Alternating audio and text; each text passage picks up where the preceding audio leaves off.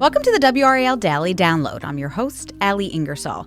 A sewage situation backing up into people's homes. 5 on Your Side has been investigating this problem for years. Producer Pritchard Strong joins me now to talk about their ongoing investigation and the very latest. Hey, Pritch, thanks so much for being here today. I really appreciate it. Absolutely. So with this story, watching it, I feel like the photos really tell the story. Can you describe what exactly we're looking at throughout this?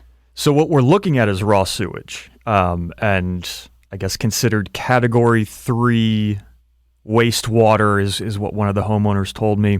What it looks like, to me anyways, is kind of like somebody took like bags of topsoil from like the Lowe's or something like that and just kind of spread it throughout a house and kind of mix some water in places, and it just kind of set, and it's a mess. It's really tough, and It's wastewater. It's raw. It's untreated sewage that's backed up into your home, from various drains and things like that. It is a mess. And I mean, even if it were topsoil, you don't want that in your house. But No. The fact that it is sewage just puts this on an entirely different level. How does this happen? What's the core problem here? So with a couple of folks that we spoke with, there are factors that go into this, right? So one of them is their homes were both low. They're kind of below grade, like the foundation of their home is below grade. So like street level is, a few feet higher than the base of their home. So that's one. The other one is they say that in both cases, the city was doing work on the sewer lines out in front of their homes. So in the cul-de-sac of one house, out on the main street of another house. And it was during that time that some of these issues happened where it's referred to as a blowback event where there's too much pressure, it forces sewage going the wrong way, and it can end up flowing back into homes as the work is being done on the sewer line outside. Is there a solution to this? There is. So generally what the city recommends is what's called a backwater valve, and what that does is it goes on your main sewer line headed from your house out to the street. And basically it's got a trap door. So if water starts going the wrong way or sewage starts going the wrong way, it shuts, and it's going to stop that from continuing towards your house and backing up into your house. So that is kind of the default, what needs to be installed. And those are much more prevalent now in more recent construction homes than some built years and years ago. Both these homes that we reported on were built in the 70s. So Okay. All right. So newer homes probably have this built in already. yes. But they don't always work, right? So for some people you spoke with, it actually caused more issues. Right. So one of the folks that we spoke with, Elizabeth Reed, she lives in the North Hills area. Tremendous growth in that area over the years. She says that essentially she had some of these floods and she got the backwater valve installed. But she said that kind of created a new problem because, if there's a surge on the sewer side and it shut that door to keep sewage from going into her house, well, sewage also can't leave her house. So she didn't know that. And basically what happened was if she was taking a shower, doing laundry, running the dishwasher, any of that stuff, that has nowhere to go. So once the lines fill up with that water, it just starts backing up into the lowest drain point, which for her, she had a split level home. So, downstairs, bathroom, shower, all that stuff, that's where the water starts coming back in. Wow, that sounds really frustrating to put this in, to think that it's going to solve your problem, and then all of a sudden it creates an array of different problems. Right. And she's had plumbers out there kind of give her that assessment that that's what happened, is essentially that there was a surge from the sewer that shut that door and caused the problem. The city had a third-party inspector, third-party agency take a look into it. They couldn't find any evidence of that. So, there's some more detail on that. But essentially, yeah, it should work. But her home apparently is low enough that there is an issue getting that water. The grade of her line going from her house to the sewer is just not steep enough to carry all of the waste out that needs to get out. So you talked to more people other than Elizabeth. So tell me a little about some of these other people. And I guess for people like Elizabeth, how did you find these people? Did they come to us with complaints? They did, yeah. So we, Elizabeth Reed reached out to us, and Catherine Bryant and Paul Sullivan, they both reached out to us after their incident, which was a little bit more recent. But yeah, they contacted us and said that they had a problem. That essentially they had, in Elizabeth's case, repeated issues with these backwater blowback events, and Catherine Bryant reached out to us. She had the same issue. Her, I guess, specific problem was more with kind of the claims process and how long that took, and to it's a huge expense to redo a whole house. So there were some issues there that we started looking into as well. Yeah, when you're talking about the expenses, about how much money are we talking about here?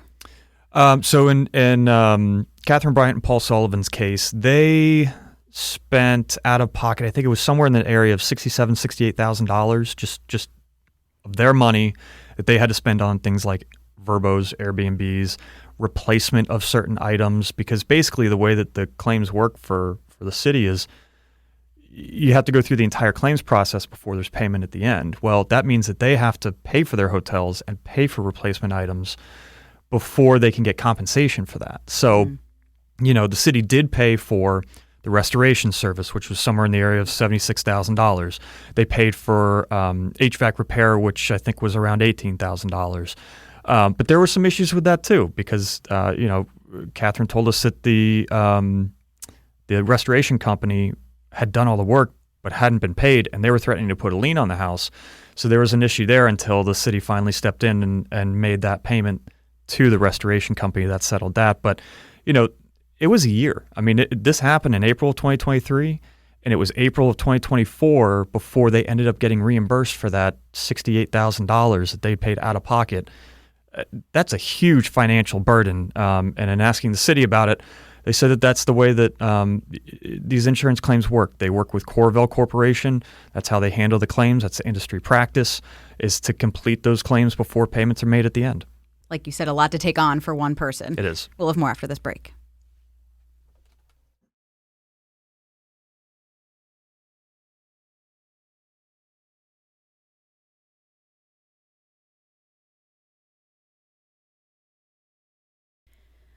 Welcome back. So we know that this is not the first time that Five on Your Side has looked into this. Our previous reporter, Monica LaLiberty, she also looked at this back in 2019. What's going on with that house? So that house, there was the same issue, right? So this is a third house now that we're talking about, right? That had this backwater issue. Basically I went and looked up that house. It has changed owners since Monica did her initial reporting on that. I did contact the new owner, was able to speak with her. She said that they didn't have any issues with it since they moved in. I believe they had the backwater valve installed. So, no further issues. Good news. It's 5 years of not having another problem. So, but yeah, I mean, they kind of lived all in the same area. All these homes are north of 440. They're, older homes.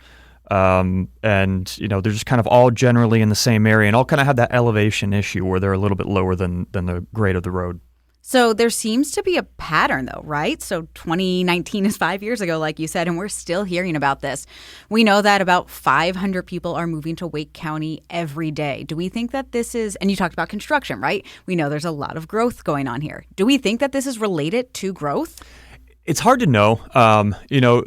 And speaking with Elizabeth Reed, she is insistent that this has contributed, that this issue can be tied back to the growth in North Hills, right? So she said that she lived across the street from the house. She's in her house now. She'd lived across the street growing up. She bought the house in 2007 and said that there had never been any issues with sewer backups until about 2007 when North Hills was really expanding a lot. She said that, there's just more people, more flow, and she just doesn't believe that the sewer system has been kept up or upgraded or maintained in a way that is going to accommodate all of these people. So,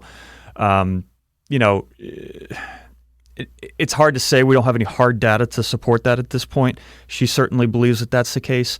But, it's, like you said, there are a lot of people moving to Raleigh and drawing a lot of water and turning a lot of water back around to refineries and wastewater plants. So we talked about those photos in the beginning, and I just keep thinking about them. And I really keep thinking about people living there and their health. I'm sure that there are real concerns connected to that, too. Absolutely. So we spoke with Rachel Noble, who's at UNC. She's very versed in the engineering aspects of this, and also kind of talked with us about the health impact a little bit. And yeah, I mean, it's a huge problem, right? This is wastewater that is containing potentially bacteria, potentially viruses, and spending any kind of time in there could potentially be dangerous to your health. And then you talk about going out in the community, interacting with other people. That's very easy to spread. So the cleanup has to be done in a particular way. You have to really, use protection as far as mask, gloves, all sorts of things like that. And if you're the homeowner, you really don't want to be spending a lot of time in there. And like I said, Catherine Bryant and Paul Sullivan, they were staying elsewhere for, several months while their home was being, completely restored. So yeah, I mean, there's definitely a health impact to these. You take a look at the photos, and it's not hard to see how that could happen. So yeah, more than just an inconvenience and a cost here. Yeah, definitely. So if this is happening to people, Pritch, what exactly can they do? So talking to your plumber, and I'm not saying everybody needs to go out and call a plumber right away, right? So, I mean, if you've got a newer house, you're more likely to have a backwater valve in there, and you're more likely to be protected in that capacity. This really does tend to affect houses that are below the grade of the road. You can reach out to your local city, town, municipality, whatever it is, and see if they've had any of these, backflow incidents in the area. You can help kind of assess your risk that way. And if you've got a plumber that you trust, that you can talk to them about, what's the situation in your house? What do they recommend? The backwater valve is one option. Elizabeth Reed, the city is now recommending to her that she get a lift station to pump water from her house. But that's a huge expense. She said that's about $12,000. Wow. So, there are all sorts of varying options and costs with those options. So, be aware of it. It's not going to affect everybody. This isn't going to just start attacking every house out there. But, there are some signs to look out for that you can kind of know to better assess your risk. What are some of those signs? Well, like we were talking about, like below grade, okay. Older homes, things like that, and checking that history. If there's anything where somebody's filed a claim against the city and they've had to either pay out or investigate, that could be something that you could ask about to try and figure out if that's happened in your area. Well, Pritch, we really appreciate this. I appreciate your reporting and you coming on here to talk about going back and checking with the people who were in that house and the new people in that house that Monica talked with in 2019. Really great work there. Thank you, as always, for coming on. And thank you for listening to the WRAL Daily Download. If you listen to this podcast on WRAL.com or the WRAL News app, you can also find it in Apple Podcasts, Spotify, anywhere you listen to podcasts. Follow the show so you don't miss an episode. Thanks for listening.